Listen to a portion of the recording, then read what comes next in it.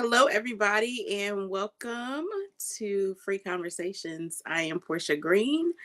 I am your host for Free Conversations. This is where we don't allow anything or anyone keep us from living the life that we deserve and desire, and that God purposed us to live. So, thank you all for joining us tonight. We have a special guest joining me tonight. Many of you all probably know who he is. You've seen his face before, probably next to mine. But I have Demetrius Green, who is going to join us on tonight. He is going to help me with the subject of managing mental health. It is Mental Health Awareness Month, and I just want to touch on this a little bit more. It's a relevant topic.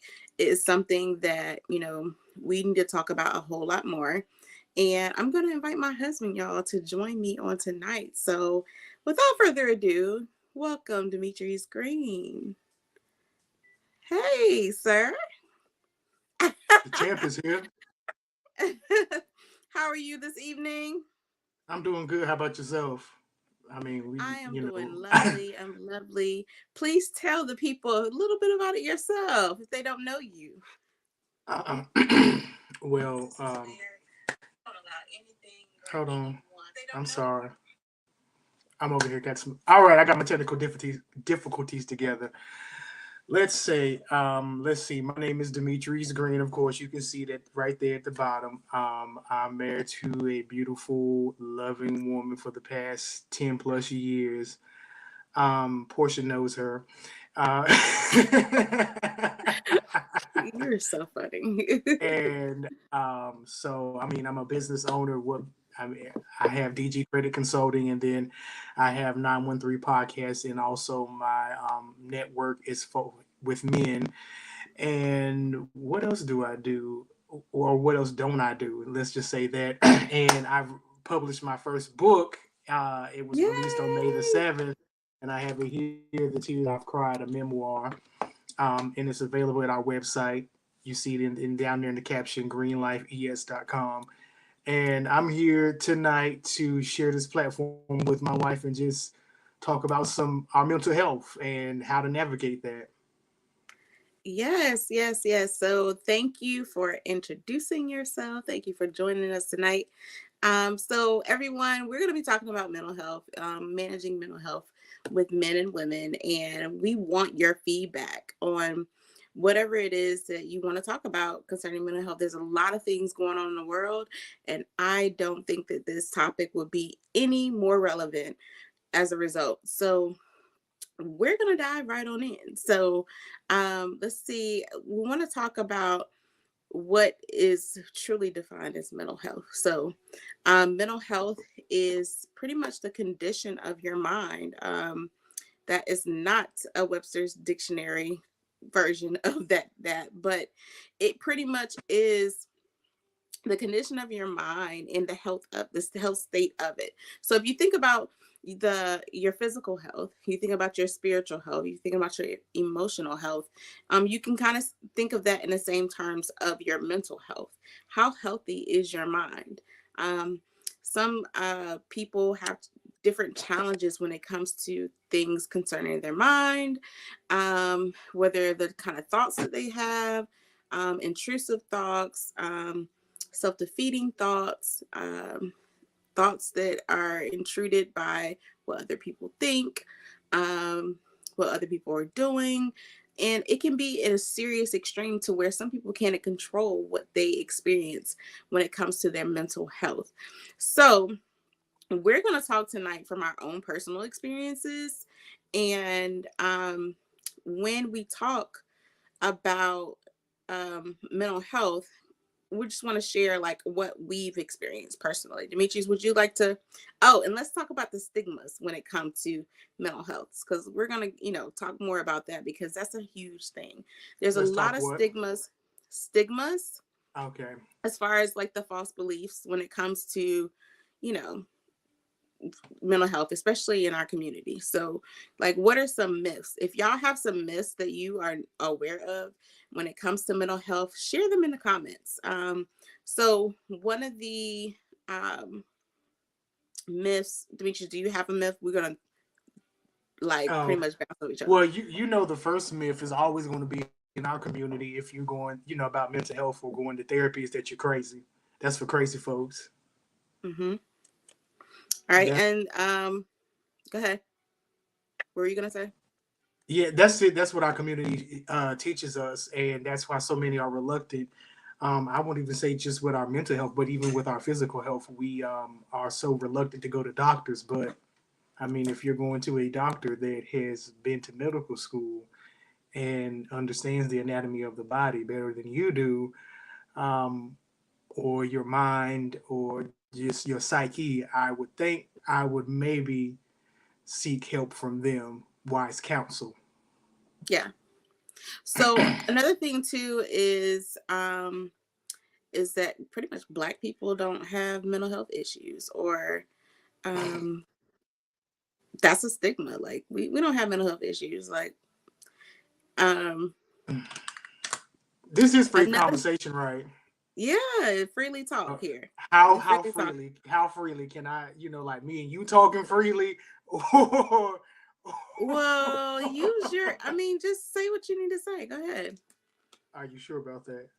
Go ahead. Just I, go ahead I and was say. thinking of the comment that you just made about, what you weren't being serious about is that, oh, black people don't have, mental health or don't have trauma, and I'm like, I think there is some trauma, but we live in a country that tries to act like it wasn't what it was. So yeah, so that's the trauma that is in our DNA, and also when you have a better understanding of trauma, not just saying you, but I mean in general, when people understand what trauma is, or just mental health and how trauma plays into your mental health, it is passed down from generation to generation, because it can be a learned behavior. It can be something that has been seen in the environment that you've grown up in, or like I said, a learned behavior. So you continue that on, not understanding that that is not a normal function, or that is dysfunction, or just erratic behavior, whatever it might be, living in fear, anxiety, always depressed, always needing something to help you cope with the day, take off, the stress of the day, always something. um, I don't think people realize is that trauma doesn't have to be like it's something that has happened to you, but it can be trauma that has been passed down from generation to generation, and Hmm. we don't make that connection. Yeah, and then also to something to hit the point where you said that trauma has like it has to have something to happen to you. You can experience like secondary trauma. Mm-hmm. Like for instance, with the tragedies that's been going on, technically we're all experiencing something traumatic because we're witnessing, or if we watched a video where somebody was killed, Yeah, or we've seen it or we've witnessed it, we're being traumatized right, because now our normal mental functioning is being compromised. Like so trauma can be secondary, or happen without you actually experience it. So I right, oftentimes, like especially when things come up, um it's like tragedies come about, I always try to post like, y'all take care of your mental health, make sure you maintain your peace. You don't have to watch the news, you don't have to scroll on your feed. Take care of yourself, because that is could be secondary trauma. Like you can be traumatizing yourself by watching those things, and we get depressed, we get anxious, we fear is instead it is in installed into us because we've seen something that's created a shift in us. Some made it alarming in a sense to where now we're affected. So trauma, or the issue of mental health, can be adverse, and it can be affected by any individual. You don't even have to experience, like your mental health can be compromised secondary and firsthand. So you hear these sayings about I got to protect my peace. That's all about mental health. Like you have to protect yourself from those external factors, those external things that would compromise the state of your mind. Um, so, what's another myth that you want that you've heard before about mental health? Another myth. Uh,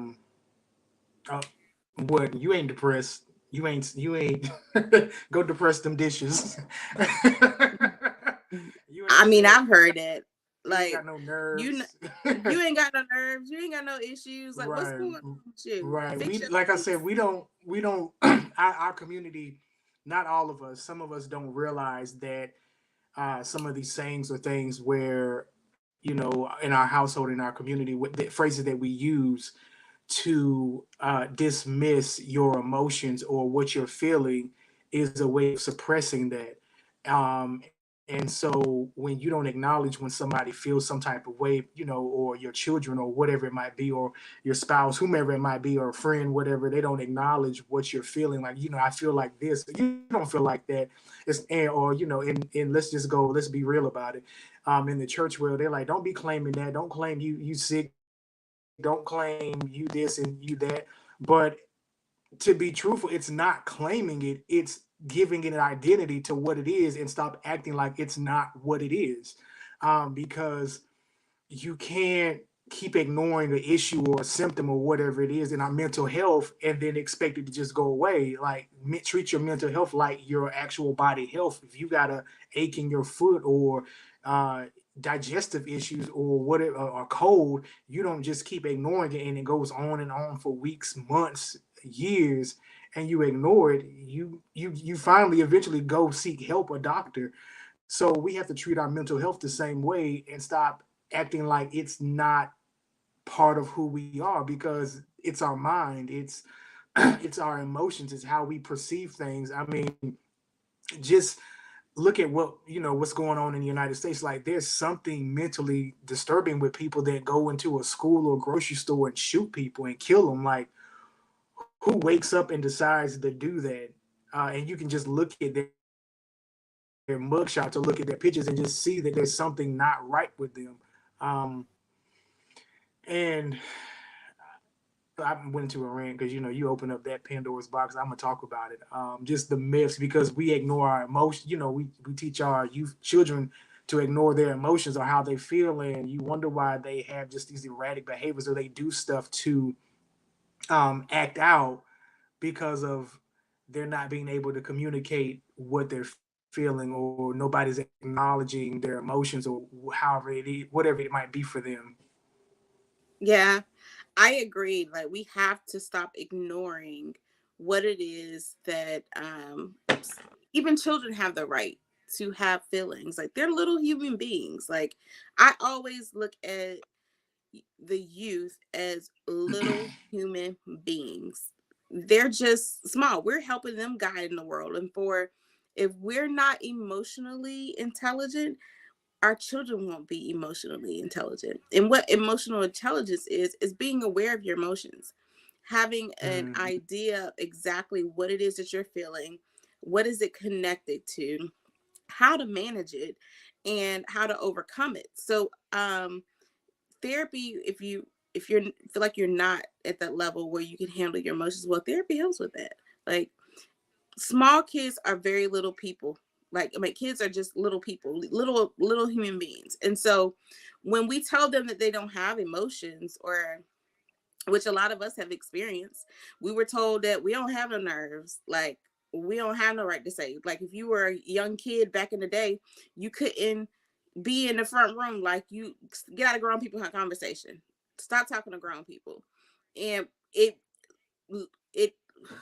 it decreased our ability to be vocal, because every time we wanted to speak, we were shut down, and our voice didn't have any value, and that affects mental health even in the youth. Like, they need to have a voice. um Something someone posted here says, if a myth is, if my family member had it, I guess, and survived it, I'll be okay too. So it depends, I guess, it really on how that person had it and how they overcame it. Like, I think that you could be okay if you got some support, depending on the extent of it. I feel like that some people, um, everybody's health is different. Everybody's mental health is different. Everybody's bounce back and resiliency is different. So I believe that based upon your resiliency and the skills and tools that you have in your box, to go to will determine your success, like, and your ability to use it. Do you have any feedback about that, Meth? Demetrius? Do I have any feedback? I would just agree with you because um, if you've had somebody in your family that survived it, and I think the myth. Well, it depends because if you've had somebody in your family that has experienced something and they survive it, and then you experience the same thing, I guess it's based upon what were the skills or what was the help that that prior family member received in order to overcome the mental illness. Let's just say that Mm-hmm. because um, it could be a number of factors that fit into that play into that or some people will think that, oh, so and so dealt with this and they was all right, I'll be fine, like, but did they really deal with the issue? You can't make that assumption, so that can be a myth. So it can kind of go both ways, Yeah. as being a myth, because you hear, some family members might talk about something and so and so had this, but they was all right, but they struggled all those years with whatever that was, that mental illness, and they just cope with it in a different way, Yeah. and so it's like it's ignorance that, which is so sad that our community teaches us to survive out of ignorance, Yeah. instead of being educated and learning and aware. That's the key word for tonight. Well, I think that, the thing about mental health is that you can learn and you can be aware. Like, you can grow. As you grow, you can become more aware. And I Mm-hmm. think that we as if individuals, period, became more open to what people would recommend or say to them, like, or help you. Like, I guess if people have that ability to trust more, that they will be a little bit more open about, being supported by someone when they're experiencing challenges. Would you agree? I would agree. We have to have a safe place, a safe environment for people to be able to come and share uh, what they feel, what they're dealing with, instead of dismissing them or suppressing it away. Like, they have to have somewhere. I think we all have to go have somebody or somewhere that we can decompress and just pour out what we're experiencing with mentally, and be revived in so many words, or brought into a place of clarity. Yeah. So there is a comment here. It says we subject ourselves to so much secondary trauma and we are becoming less and less surprised by what 20 years ago was insane because we are being conditional little by little every day. The more we subject ourselves to it with the availability of social media, I would have to agree with that. Like, I feel like we're being desensitized to things that are inhumane, which is Yeah, another reason why we have to protect our eye gate and our ear gate and not watch the news like Big Mama used to do all day, every day, yeah, or all not, the gossip. watch our news feeds. Go ahead. What did you say? I was like, yeah, all the gossip, all the news gossip. Yeah, we are being desensitized because we watch so much of what's going on in the world, and we take that in. And with me, I'm very cautious about what I take in, what I listen to, who I listen to, who I talk to, who I deal with, because I just don't know. I have to protect my peace, and I know that I can open myself up to something, and then it's like, why do I feel like this? Where is this coming from? Because I got all of this just junk in me that I've opened myself up to, and so yeah. So, and this would probably go, we're going to go dive into like our own personal experiences, right? And so let's Okay. dive on into um, prayer and therapy. Prayer and therapy. Yes. So there's like, we grew up and we were always told to pray about it, pray about it, pray about it, pray about it. I'm going to get a little Pray it controversial away. for some of y'all people, for the Pray it saints away. out there. We're going to Listen, pray I gotta take about my glasses it, off because it's gonna get everything. serious. So it's about to get serious, y'all. Gotta So take my we glasses always off. talked about how we just pray, pray, pray, pray. And granted, prayer is amazing. It works miracles. I promise you, I've seen them in my own life. And I've seen them in the lives of others. Prayer works, truly. But can we have prayer in Jesus and therapy too? Can we have both? What y'all think about this? Prayer and therapy too. What do y'all think about that? I want to see y'all in the comments. What do you think about So it's like, can I them? believe in God and see a therapist too? Yes. Can you believe that God Oh. can work something out in your life and still go see a therapist? Now, see, if you had gave me these questions a little bit earlier, I would have did my research and I'd have been able to provide some biblical scriptures, and I would have broke this down so that I wouldn't have been exegeting the scripture um, to make it fit, but I would have been saying what the scripture really means. Well, Because you know I got my books in this over here in the office over here. so let's talk about just how we just supposed to get wise counsel. Period. Seek wise counsel. What do you think? How do you think you should see? What do you think about prayer and We're Jesus? talking about personal experiences. Oh, we are. So you want me to talk about Yes. mine? Yes, your I thought that experience. was you said y'all. I thought you was waiting for the comments to just flow in. Okay, You know. but I'm asking them a question, but I want you to speak from Okay. your personal experience. Prayer and Jesus. Let's see. Well, Jesus, I'm not sorry. prayer, Prayer, Jesus and therapy. Let's just say that. yes. I'm mixing up the words. I'm being difficult. That's the norm. Um. hmm. Share your own experience. I need to put my cash app up there. gotta Dimitri, get, share your experience. You gotta get. playing. I will say that they go hand in hand because, um, there are things. There's a spiritual aspect, and then there's a logical, mental, a physical aspect. So when when I look at the spiritual, I look at that we seek God for the spiritual understanding, for wisdom, for knowledge. We look for His Spirit to make us aware and open our spiritual eyes to see things and understand the spiritual and how it is connected um, into the physical. So I feel like therapy is a way for us to have a mental understanding, a logical understanding of different things, because I feel like it's almost like this: you can't play basketball without the basketball and the goal. Like, it doesn't make sense. Make it make sense.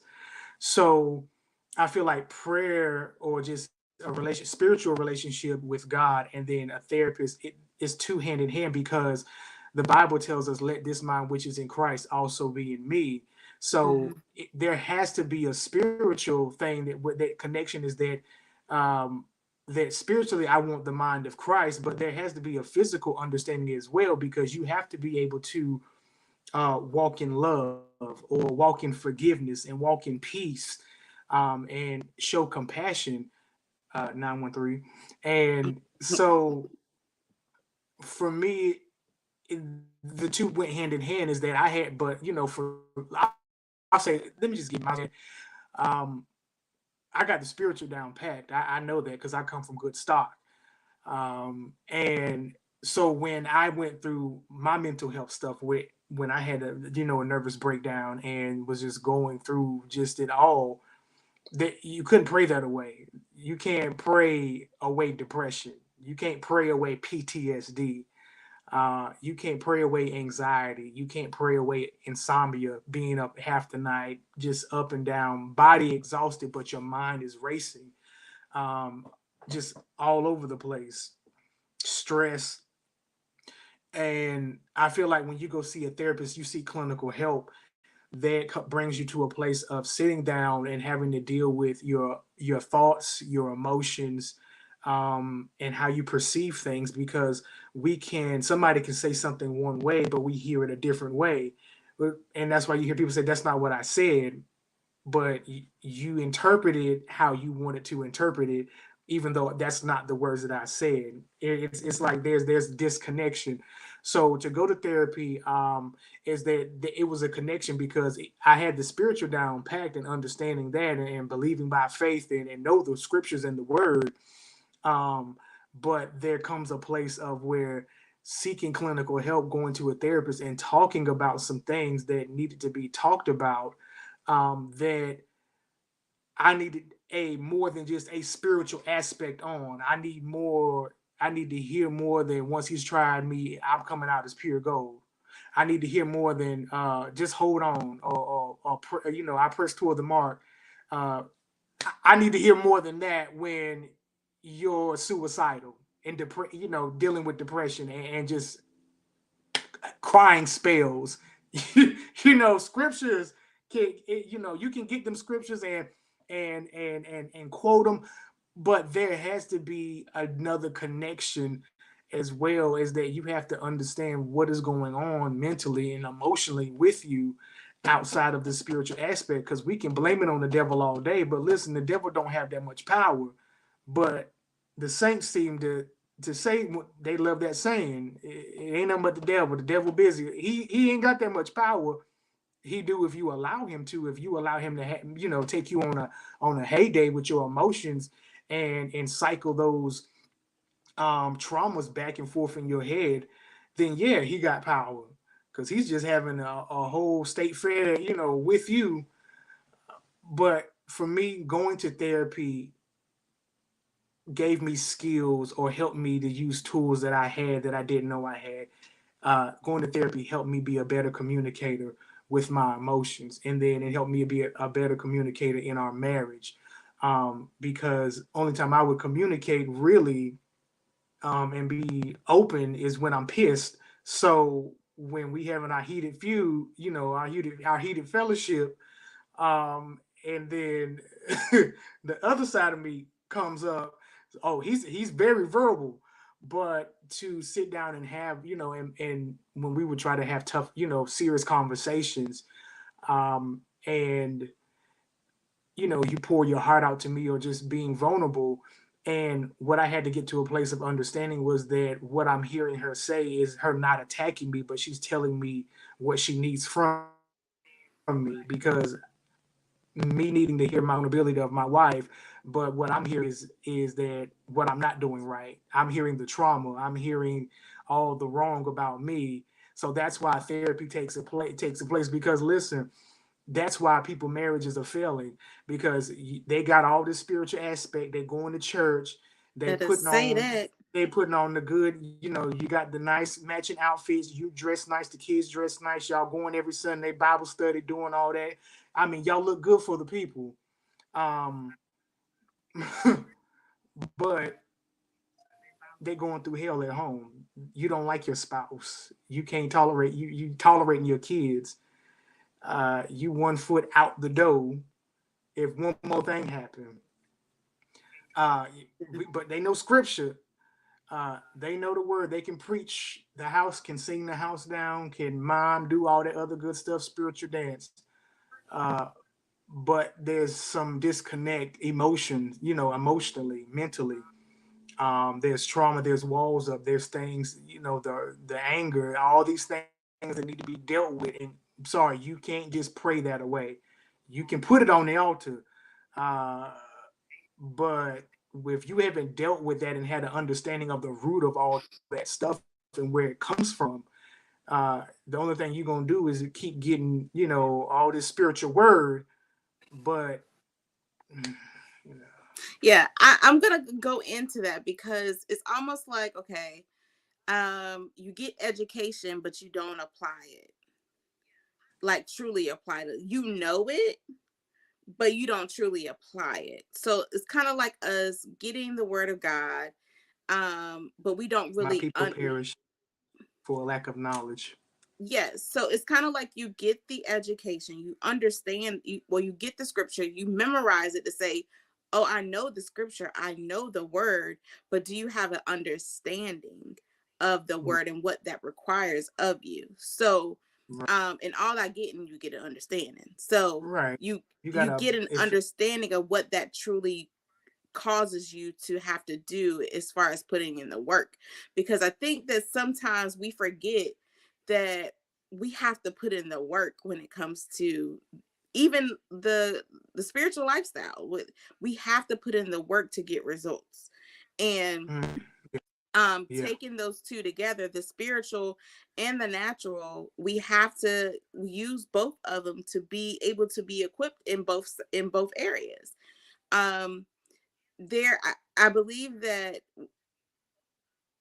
we've used the spiritual part as a crutch to an extent, um to keep us from actually doing the work. And a lot of people won't like me saying this, but I don't care. But I think a lot of people use the crutch of the spiritual They use lifestyle they use to religion. keep from doing the actual work. And that's why It's so a many cop. relationships are yeah, it's a cop out. It's a lot of people, that's why a lot of relationships are failing. Like, we've been through some stuff, like a lot of stuff. I And mean, listen. my I, husband, like, we both had challenges with mental health. Like, I dealt with depression, he's dealt with depression and PTSD, and I've had PTSD too, but mine manifests in other ways. But we learned, we took, like, honestly, I think the best work you can do ever is own yourself. Honestly, I'm gonna say that, Mhm. because sometimes marriage therapy is not the answer. It's individual therapy that is key, because it's easy to put the blame on somebody else versus looking at oneself internally. And I think, and I think we didn't do it intentionally, but it's just something that happened. We both went to therapy for ourselves. Um, we didn't go for each other, we went for ourselves. And I think that changed, like, so much in our relationship tremendously, because we went for ourselves. We didn't go for nobody else. We went for ourselves. And to me, I think, Individually, yes, we went individually for yeah, ourselves. Like, because we ain't had no bad marriage. but even if, I mean, we had our issues in marriage. We yeah, did. we had differences, but I think that we're both mature enough that um we've always worked through our issues, and we've always done it together. Even if it's like I'm going in this other bedroom because I ain't talking to her. But but we worked it out. Um, but we never had like major issues. I think if anything, it was always communication or just my stubbornness, or I think with your vulnerability in some areas. I guess based upon me being emotionally kind of disconnected in certain situations, but individually, yeah, I would agree that it did help So, us because it definitely helped me um, be more vulnerable in listening to you, because I'm like, why she always want to come and talk about her emotions and what she feeling and all this? I'm like, what's? because I'm listen, like, I I'm was like, gonna get how I felt out, because I was not gonna keep it in, because I I was would immediately, I like, didn't like how I felt. I So was this is the thing. like, sis, I it's was like, and in then you touch come with like, myself more emotionally, and I just refused to hold what I was feeling in. Like, I just wasn't doing it. I really wasn't. And but I respected him enough to say, okay, he ain't ready yet. So I'm gonna wait, like a few hours or a day or something, and I'm gonna give him some time. oh, I mean, But I'm just stuff just blowing over. I'm like, whatever. I'm because the community, like you were used to communicating and talking. I'm not used to communicating and talking. Like the communication I understand is like, I might we got to say this and that, but like if it's like heated and we're going back and forth, I can't hold my temper because like like we've talked about it, and I've talked about it in therapy. The anger comes like waves, like, and the current picks up like strongly, and it's like before you know it, it's like no filter done came. The governor done came off, and that no filter is full effect. But it was a matter of me understanding that that was a trigger for me, because when you don't come from an environment of seeing like healthy communication, like let's communicate our differences. We might be angry or don't get along, but there's a way to communicate and still communicate in a healthy way. I wasn't That wasn't my norm. Mm-hmm. I'm used to, we blow up, blow up the spot. So Right. therapy helped me to understand like what the trigger was. Like that was a defense for me because I feel like this is that if I'm in a disagreement with somebody, the root is like, you're not gonna punk me. You're not going, you know, and it was a defense for me because, like I said, I told you I was always, a good child growing up. Like my mother never had issues with me, but as start going to, a different side of town with some hicker kids, um, you know, you start getting, getting a little rough. So that was my mechanism. Like that's my defense. Like you're not gonna punk me because you think I'm soft, or you're not gonna try to play. Like that's my thing, is just being defensive, and not really hearing you out, or feeling like you're attacking me, because that's what I would always hear is like you're attacking me for what I'm not doing, what I ain't doing now. Like, I don't think about all the other things. Like I done this, and I'm like the stuff that there's plenty of things that I got a problem with you about, but I don't speak about it.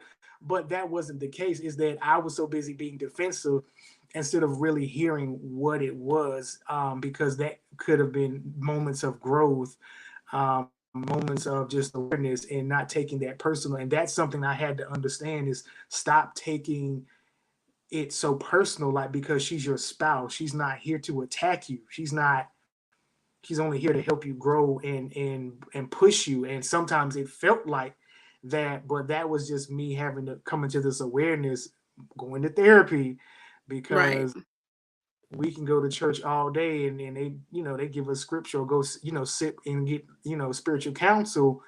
um you can't throw scriptures at everything, because everything's not a spiritual struggle. Yeah. I think that um one thing that you said is that you were hearing things differently from what I was actually saying, and that Mm-hmm. wasn't the case, but it was coming from your trauma lens. And because you had experienced trauma where when people talk to you, it was from that lens, it was from that perspective. But in the case when other people spoke to you, that wasn't really the case. And Right. so trauma has an effect on us. It changes our perspective and our ability to filter through what really people are really saying to us or doing, to us. Like it distorts that filter. So when our we've experienced trauma, and it's been to the point where it shifted our perspective, especially depending on what age you've experienced it. Like it can have a severe impact on you to where you can't be resilient in relationships, be resilient in life. And I talk about me experiencing trauma and experiencing and having depression a lot. Like I would have bouts of depression, like where I didn't want to do anything, I, overate, and or I would have crying spells where I was just like, ugh. And I Was would that when smoke often, huh? was that between when before we were married? Well, there was times I would go through my bouts of depression wasn't as bad by the time we got together though. But Oh, okay. there would be times where I'd be overly stressed and like Okay. be crying, and you have to, pat me back to, back to life and be like, Right. man, it's Because all right. I guess for me, I think that um me being unaware of that. That's why I asked the question, because I'm like, when was she depressed, or when was she dealing with this? I know that there were times, like, as far as when, prior jobs, you were stressed, uh, dealing with stuff, kind of depressed. I can kind of say that, but I guess I looked at it as, like I didn't look at it Part of from life. that perspective. Yeah, I didn't look at it from that way. I'm just like, girl, shook that off, shook that off. But that was how I dealt with stuff. Is that I Dismissed it.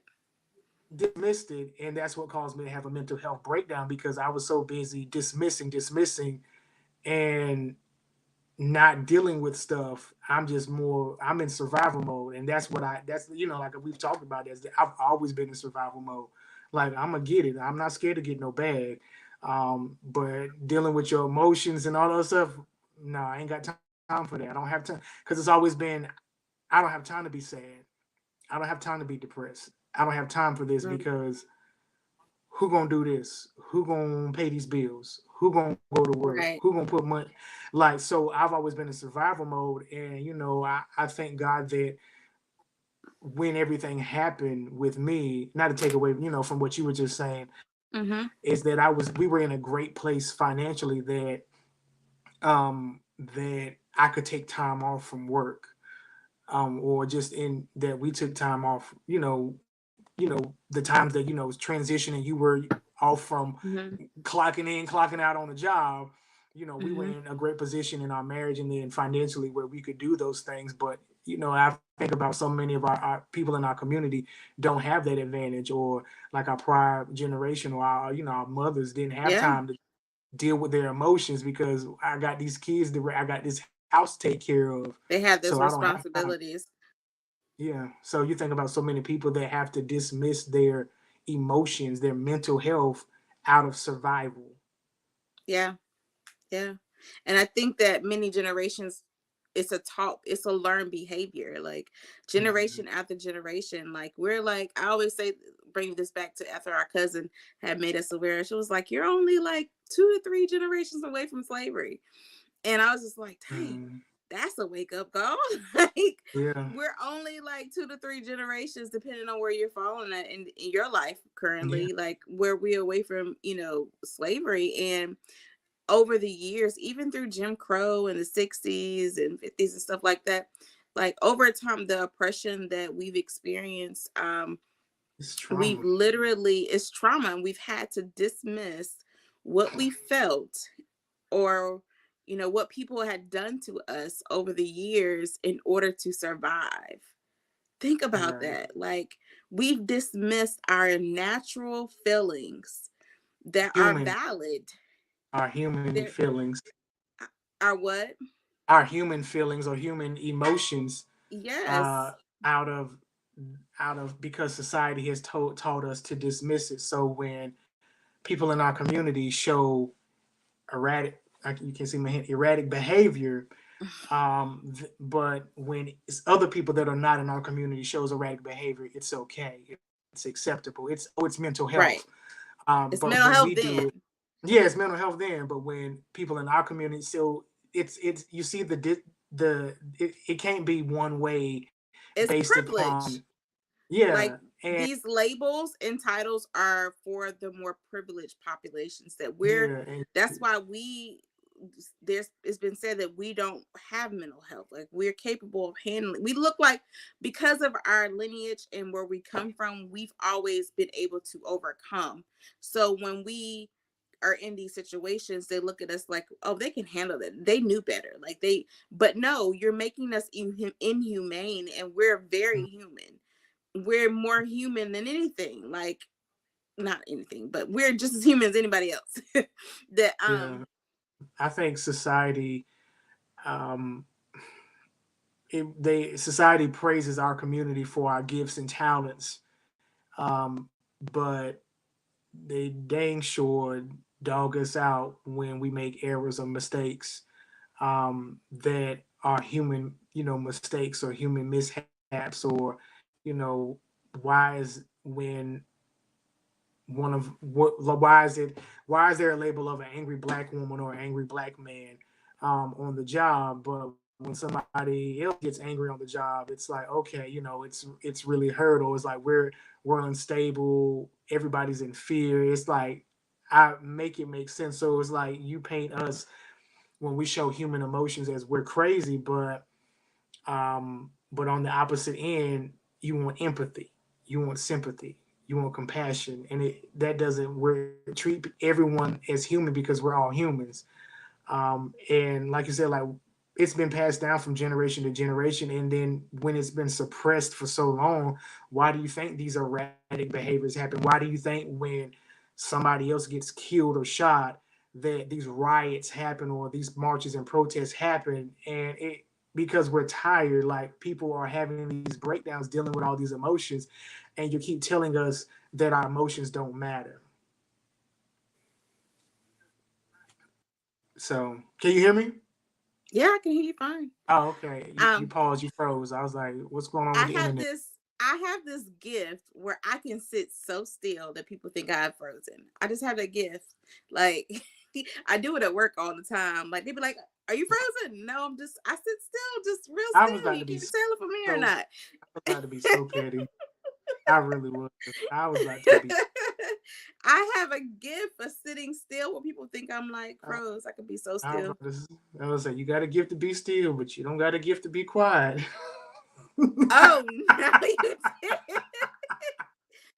You make me sick. But anyways, we're gonna continue the conversation about Be like, mental health. Portia. Be like, Portia. I only use 1,000 words a day. Here you go with your 100,000. I can't take no more. Anyhow, but it works out to a great benefit that I talk a lot. But hey, Mm-hmm. so when it comes to mental health though, like I think that we can go to say that mental health, there's a lot of stigmas that attach. There is mental health is affected in you it can be affected in your work environment. Oh, let's talk about that real quick. Because going back to what you said about we Mm, were fortunate to take some time off from work, yeah. and each one of us, because there was time where I was in a work environment that literally it felt when I left, I decided to finally, I said, baby, you're gonna have to trust me. I'm gonna work this out once I leave wherever I'm at. Mm-hmm. And because I gotta go, because it literally felt like I was in an abusive relationship in a work environment. And I never wanted to feel that ever again. And if I've ever felt like I was in a place, I would quick to exit or I'll be very vocal. And if I didn't feel supported, oh, I would find my way out of there. But even you can go through emotional trauma in a workplace too. You can experience work emotional trauma anywhere. I think that we look at mental health to the extreme, like in some sense. Like you have to be going off the wall, you have to be literally erratic and um, just manic, literally. But mental health is it can be the little things, and it's good to be aware of the little things that you experience when it comes to your mental health because I was literally so burnt out. I had to leave. And when I finally left from that job, like I felt a relief. It felt like I had been beaten up emotionally and mentally because of the emotional trauma that I experienced on the job. And um, don't allow people anywhere. I'm just gonna say that. Don't allow people anywhere to abuse you mentally and emotionally. It doesn't matter what Listen, environment you're in. Huh? listen. Quit them jobs. Quit them jobs. Quit them Yeah, jobs because the with a jobs don't plan. care about us. With a plan. Quit it with a plan. That too. Um, Yes, absolutely. Quit it with the plan. because it's not Because worth your. I well, don't say we told you to quit your job because we can't fund you. I said quit your job with a plan. I didn't say quit A your job. plan to be able to sustain yourself after you quit your job. Cause that's what I'm gonna tell the judge Let's if you be try to take me to clear. court. That's what I'm gonna tell the judge if you try to take Let's me to be court. clear. I said with a plan. Yes, Let's be yes, clear. Judge. Let's be clear. Yes, yes, Judge Mathis. That's exactly what I said. Play the tape back. Yes, yes, that's correct. I know I can't have my saying. But mental health, you know, it's funny. Mental health is a real thing, y'all. Don't take it lightly, and don't just because we laughing here don't mean Right. it's light. Don't take But it and that's lightly. another thing. We have. our community is big on laughter, and I do believe that laughter, comedy, and stuff, we really took a hold to it. You can see all the memes on social media. We make fun of everything, literally, and we Mhm. have become desensitized. But laughter is one of those things. It's like a gift and a curse, like because we can laugh ourselves into being desensitized from serious things, or we can laugh ourselves out of. I was about to say, it sounded like I was about to cook. It sounded Ooh, like I was about to I'm cuss, but I really wasn't. telling, I'm We telling. can we can laugh ourselves out of depression, literally. Like me and my husband, we laugh way entirely too much. Like we laughed last night. We supposed to Well, be yeah, going to I was gonna bed. say, what was we laughing about last night in the We dark? was You was talking about child support. Oh, I don't know if I can share that one because But we laugh way entirely too much. now that But was funny though. I really laughter wish I can could go, share but that like I one. said, it can go both ways. Like you can laugh yourself to where you're desensitized, but Hmm. that's a way of you coping. But laughter, it can be healthy too. You can literally laugh your walls down. um I think my husband has that gift. He has that ability to make people laugh and still yet talk about serious stuff. Yeah, um I think I've learned to laugh through a lot of things, or I think I've used laughter to um, maybe not medicate the pain, but I think to get through stuff. So it's like, now we can. It's weird that when we go through things in our community, but then we can brag about it, later and laugh about it. Like, you remember when Mama knocked my head between the washer and the dryer? Like, I'm just saying in general.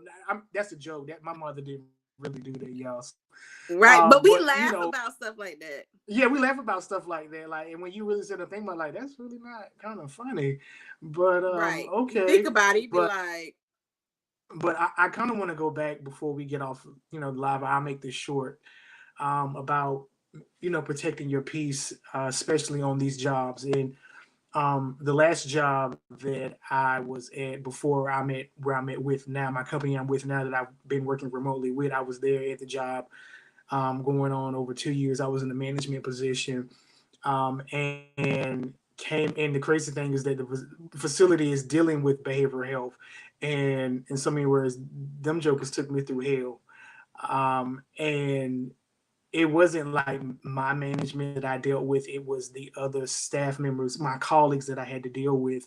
And then with me coming in, helping them get their billing system, because my career is I'm in healthcare.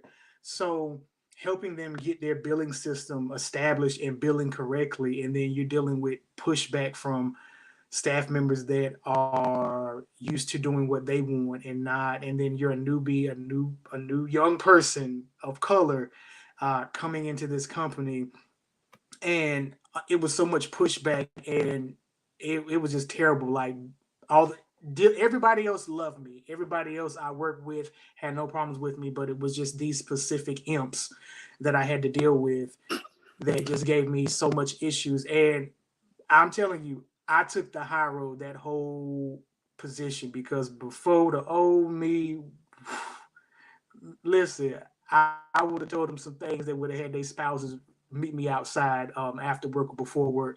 And I ain't got no problem with that. But I kept trying to be professional about it. And the last incident was like, we had a meeting. I had a new manager, and she really helped me, a woman of color, my new manager director that came in, and she really supported me within the last couple of months of me being in that position. But it had been to the point, it had been ongoing for so long that I just said I was done. And it was just so mentally taxing being on that job and in that position. On top of that, we were buying a house, and then they had reduced my salary, and then COVID happened. But I'm still doing the work, still dealing with this crap on this job with these imps, and going through all this. And the last meeting, and like me and you talked about it, and I got on my face before God. That's where I said the spiritual and the logical comes together. And I prayed about it, and God told me to wash my hands. I got up and I quit the next day. The next day, that before 7 o'clock, I sent an email, said I quit because I washed my hands of that job. And I was off work for 2 months. Not because I couldn't find a job, because I mean I was listen, when you bless, you ain't gotta tell nobody. I wasn't hurting for money.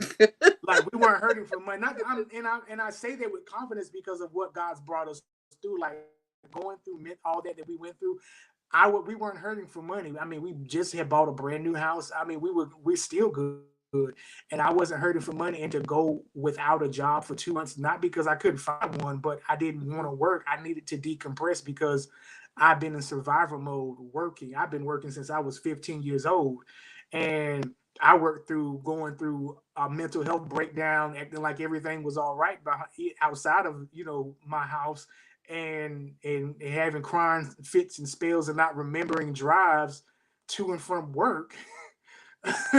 So for me, I needed that break. I said, because I had done the leg work prior to that job of gaining my mental health back and understanding my boundaries.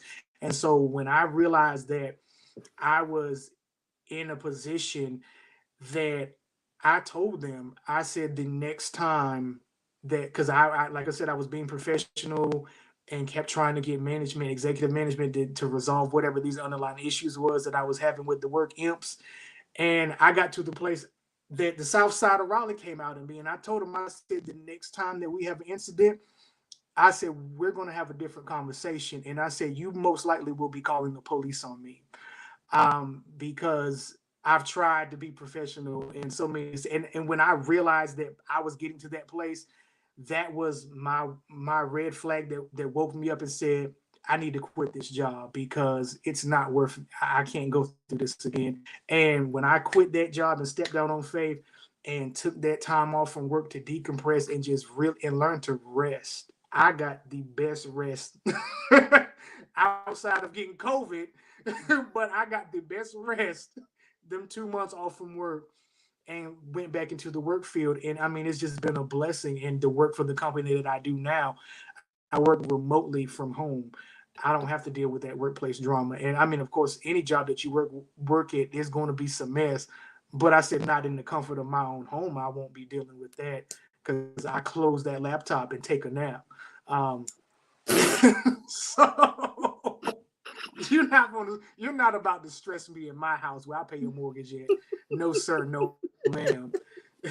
No sir, no ma'am. Oh my goodness. But it's But yeah, but that was just my little five five 5 minutes of power.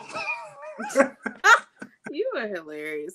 Anyways, but I think that that's so important that we have to understand our points, like what causes us to get to that level of unmanageable stress, or who causes that, who's that person in our life, who are the people in our lives that cause us to be unstable mentally, where we're constantly stressing, we're worrying, um and we are unable to function, not function in our lives in a way that is, Lord, I bind the spirit of confusion, because I don't know, I feel loopy over here. Is it you or me?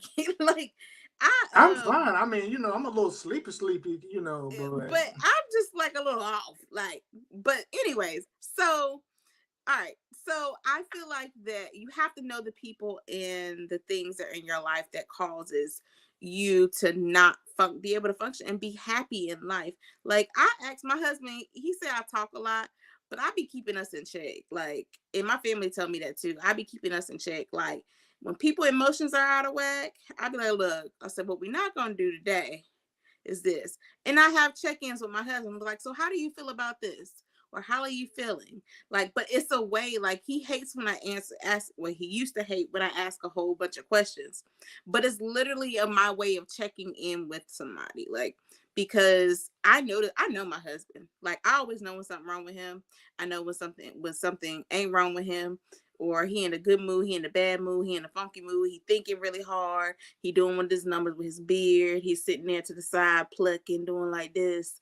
I know what he thinking. and you still But bother me. I do bother you. I'll be telling you stop plucking that beard. But I I think don't it's be plugging it. important to know, and I to just know be those making. things that, and those people that mess with our mental health. Like, and here's a tip too. So if you don't know like what really bothers you, like if you're in a bad mood, like all of a sudden, take note of what it is that you experienced in the past 30 minutes to the hour or that first part of the day. Like what's happened in your life and what's triggered you to feel like this, because sometimes it's really great to really assess yourself and your mental health and the way you're functioning currently, because it makes you aware what's triggering your emotions and your mind being, racing or having racing thoughts. Like it's really important to take inventory. So Right. I would those also say, I'm sorry, go go ahead and ahead. finish. Go ahead and No, go ahead. finish. Go ahead and No, finish. I'm just saying it's important to take inventory of the people in your life and the things that are going on in your life, because our moods can be changed. Like I used to tell my husband this. There was one day I noticed it because I became more aware of me. Like when I make it my business to be aware of me. If I'm not feeling good or okay, I can't be good for nobody else. That's just key. Like if you're not good for you, you can't be good for nobody else. And I think the problem is we spread our thin so thins out thin blah, blah. We spread ourselves thin way too much sometimes. And if I'm not good for me, I can't be good for anybody else. So I told my husband this one day before. I was like, I ain't hugging nobody else at church no more. And he was like, girl, what? And I was just like, I just feel like, and I know me, like That's I'm, happened to you a couple of times. Like yeah, since we've been married, you've hugged people, I've and hugged you be like, people, and it's like literally because I'm very in tune with self, spirit, mind, body. I'm trying to be super in tune. And so that what somebody's feeling, I have that ability to feel what other people are feeling. So if I hug somebody, it's almost like a transference that I experience because I'm super in tune spiritually, emotionally, and I can right, sense, I can pick up on what other people are feeling. right, honey, And stop hugging folks because I ain't got time to be praying them spirits up off of you. I but that's the do a little. thing though, like it's really a thing. Like when you come in the presence of people, even if somebody's just got angry around you, it can mess up your mood. It can really change your mood and how you're feeling. I'm glad that you said that. Wow. How long are we gonna be up here? Because I thought we are gonna be an hour now. I gotta I thought it was redo gonna be my 30 minutes, but I go gotta ahead and say redo what you my gotta say. contract. I gotta redo my contract with you. Yo, hush. Go ahead and say what you gotta say. um, this is a great story. For me, when when you said something about anger, I was friends with someone, and me and you've talked about it, and I've talked, made mention several times to you about it. Um, and they just had anger issues. And so for me, I think what started coming in my head, like what I started seeing, was I started evaluating myself, and I was like, I'm friends with this person, and I'm like, do I come off to people like this? Do I make people feel like this? Do I talk to people like this? So it was always a reflection of dealing with them that I saw myself, and it made it. That's what started making me be more aware, and that's why they say, you have to watch the company that you keep, because, or let's say this is that if you got four broke friends, guess who finna be the fifth one? So you have to be aware of who you connect with, because that you can start taking that on. If you're dealing with somebody that's always depressed, always going through, always a sad story, always a victim, you're eventually going to start picking that up. And so for me to be connected with this person, but I still tried to have compassion, and empathy, but at the same time was like, God, I need you to, sever this relationship, or relationship, friendship, which he did. At the same time, you kind of get sad about it, but God will bring that back to remembrance. Like, but this was what I was showing you in the midst of this friendship.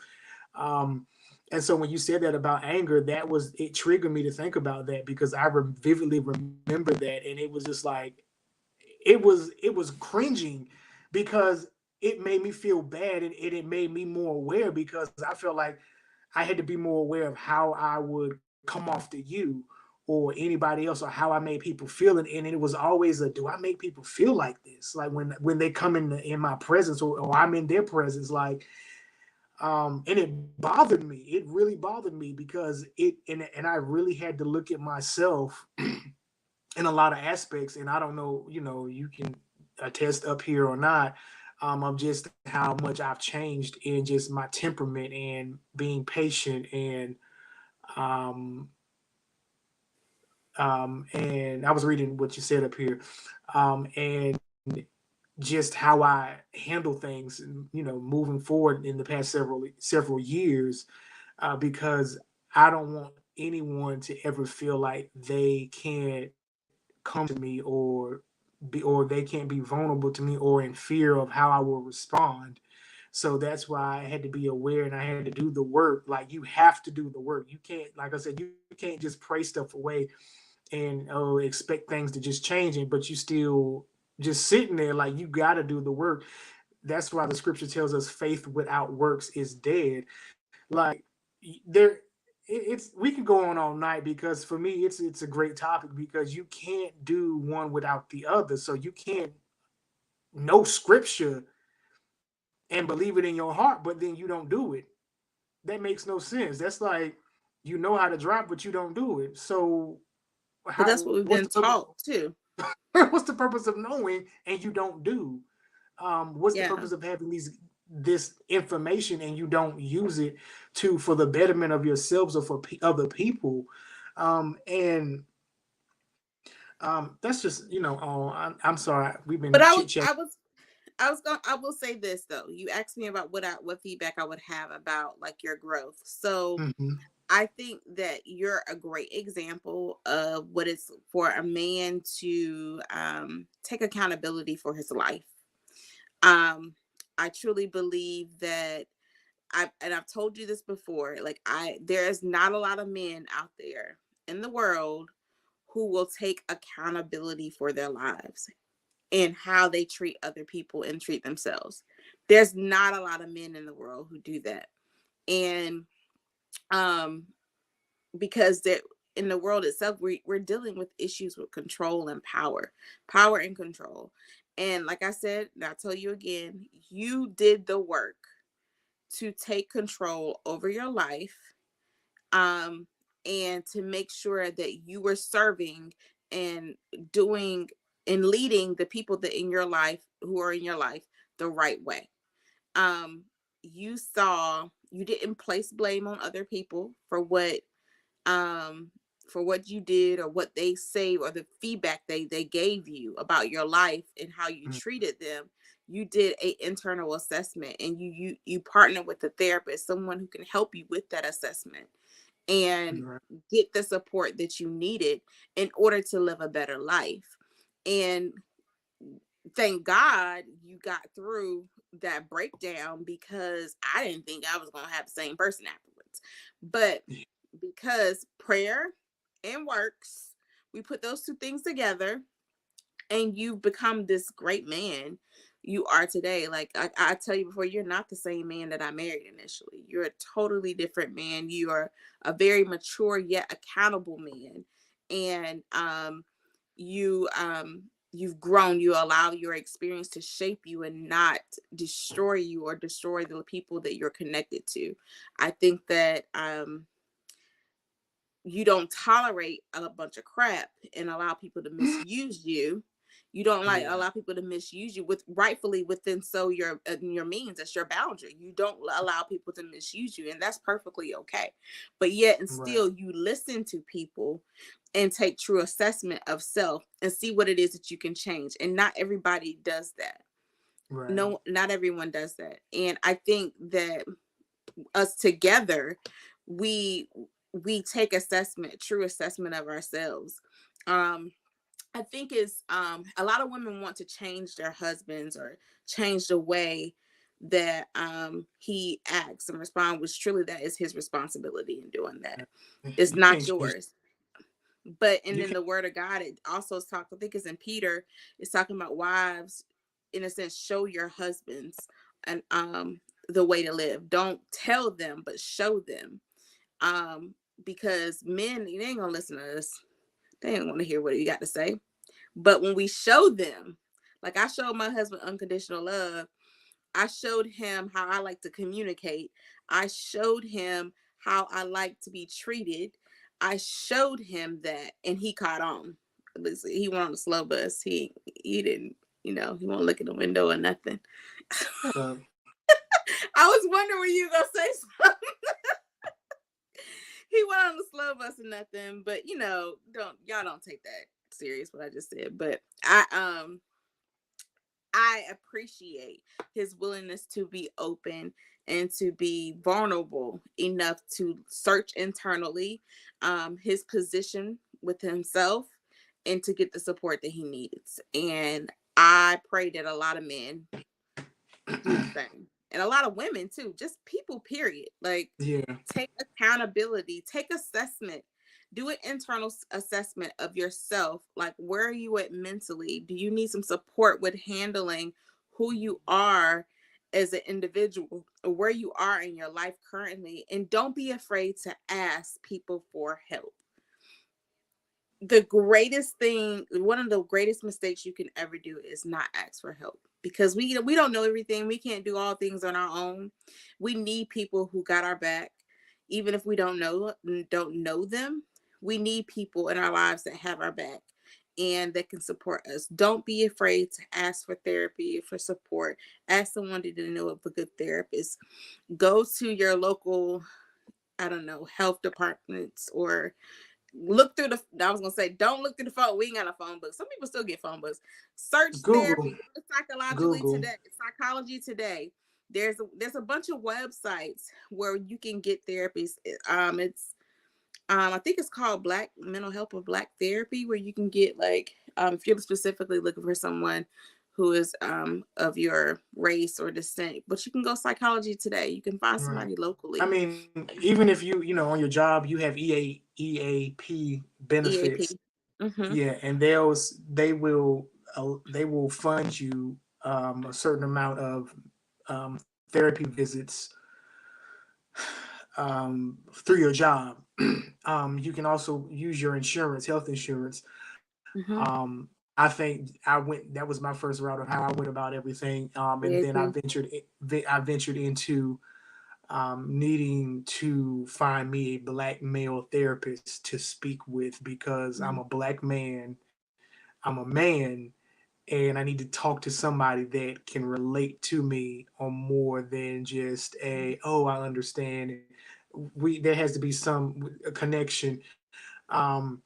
And just go to therapy open and be vulnerable. It's not about trying to change you, but it's just sitting down and talking to somebody about what it is, whatever it is, and getting a better understanding, because there were just things that, like I said, you can't change your spouse, you can't change whoever you're with, you can't change your children, you can't change. There has to be Again. a willingness. There has to be a willingness. Like, you can't even change yourself. You have to be willing to change yourself, or want to, not even to change, but wanting to change. And there has to be an awareness that I need help. You can't just say, "Oh well, I'm gonna go to therapy and see what it's about." There has to be an awareness that I need to speak to somebody, or I need to do this, or I need to go here. Um, and you have to be willing to do the work. And like I said, finding a therapist is not hard. It's just a matter of finding the right therapist for you. And even if It's okay to date them. okay, and never heard that term okay before, but okay. And even paying money out of pocket. I mean, if need be, listen. There's some people that don't want to pay. Their therapists out there that are just self pay, and they don't want to pay the fee per session. They're like, oh, that's too high. I got insurance, this and that. But if it's worth your mental health, if it's worth saving your marriage, saving your child, saving yourself, why not invest that money into doing that? You invest money into everything else without a question. You give money to designers, money to everybody. You give Everybody be money like, to whoever. We ain't counting your pockets, but be wise right, we ain't and be counting a your good pockets. steward I of ain't your gonna go into resources. detail. You know who you get your money to without question. So when it comes to therapy, let's stop putting that on the back burner. Like, I don't know about all that.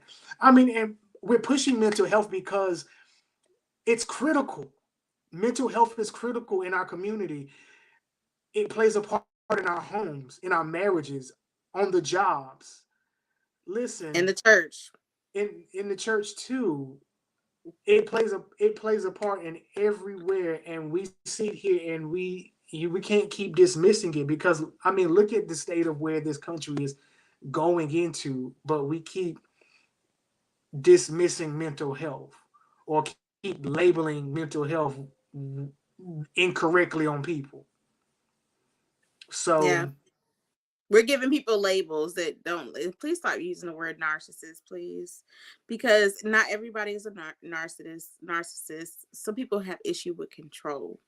They them have jokers issues with control, they couldn't spell and narcissist for 2020. What are you talking you are about? so funny. But stop using the word narcissist, please. Like, not everybody is diagnosed as a narcissist. So they just might have issues with control. They might have characteristics of a narcissist, but they're not narcissists. Let's be clear. I be correcting a lot of people on that. But to say what we've been to the point what we're getting to is that mental health is just as important as your physical health, your economical health. Because honestly, I found my therapist, um, by God, well, I've been knew the person, but the Lord led me to my therapist. It was dropped down on my spirit. The Lord said, "This contact this person," and I did, and that's who I'm seeking for therapy because God led me to that person. That might not happen for everybody. I'm just saying, like you, like it's a journey. Like Demetrius talked about the way he found his therapist. He went to a therapist, then decided, oh, this was not working right now. And then he was led to another guy, and it just happened to be a great connection. Um, so therapists, even if you go to a therapist initially, it works for the moment, or you're testing it out. Dimitri said he never heard the word where the style of dating a therapist, but it's a thing. So you can date therapists, like you can test them out just like you date a spouse. Like you try to get to know, see if they're actually going to work for you, if they're going to meet your needs. But it's forget the word dating. If Dimitri's giving me the side Okay. eye, forget the word dating In your the therapist, house, but your you therapist, can you know, test your search therapist out around, to search see, around. search to see if this person is going to work for you. Um, and don't be picky, y'all. Don't be too picky, because the very person that you feel like you might not be good for you, they might be good for you initially to get you to that place you need to get. And the reason why going back to that, the reason why I did therapy again, because I knew that I would have to be vulnerable in some areas of my life. And I knew I would need someone to come along on that journey with me to help me sort through my emotions, sort through my blocks, which my emotional blocks, because sometimes people don't get where they need to go in their life because they're experiencing emotional blocks. There's something that's keeping you from moving forward, and I had to figure that out. I had to work through that, and I knew I had things that I wanted to accomplish for my book, and the only way that I knew I can do that is that I got a therapist. I knew that I needed to see someone and talk things out, because I do better. To me personally, I can talk my way into a solution. Like I can talk out what I'm feeling, and like, oh, Mm-hmm.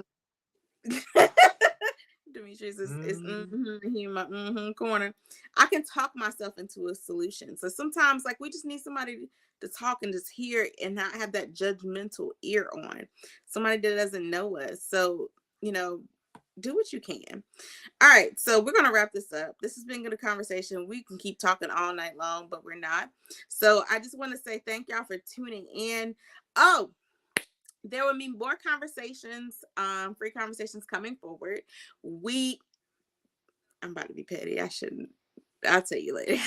we there is more conversations to come. If you hadn't already, every year Free does a conference. the past 2 years because of the pandemic. We have done a virtual conference. This year we're doing it in person.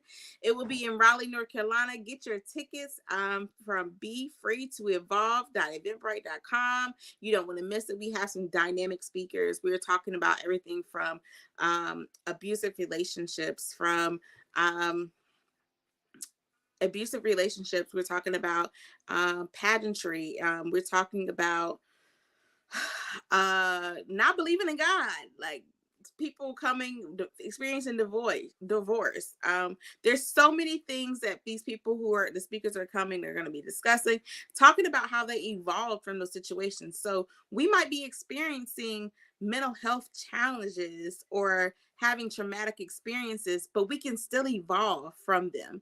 We can still grow and go beyond where we once were. When it comes to mental health and our lives in general. So we don't have to always stay in the position where we weren't once were.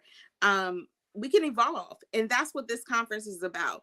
It is to encourage and to empower. This is going to be an empowerment brunch. So if you hadn't already, please get your tickets. Um, get your tickets and yeah. So thank you all so much for joining tonight. It's been a great conversation. If you hadn't already, shared this video, send it to someone, share it on your timeline, send it to someone's inbox, share it to your groups, wherever it may be, so we can have these conversations about mental health. It is Mental Health Awareness Month, and I just want people to become more aware that yes, we all experience something that has an impression on our mental health. But guess what? You can evolve, you can be free from it. You don't have to keep living your life the way it is. And there's people out there who can support you move forward into the life that you desire and God purposed you to be. So be free. I love y'all. Have a wonderful night. And don't forget to get your tickets from the free event, the free conference and brunch is going down July 16th. Early bird tickets in on June 11th. So that time is coming soon. Get your tickets, get your girls together, and join us as we be free. I love y'all. Have a great night.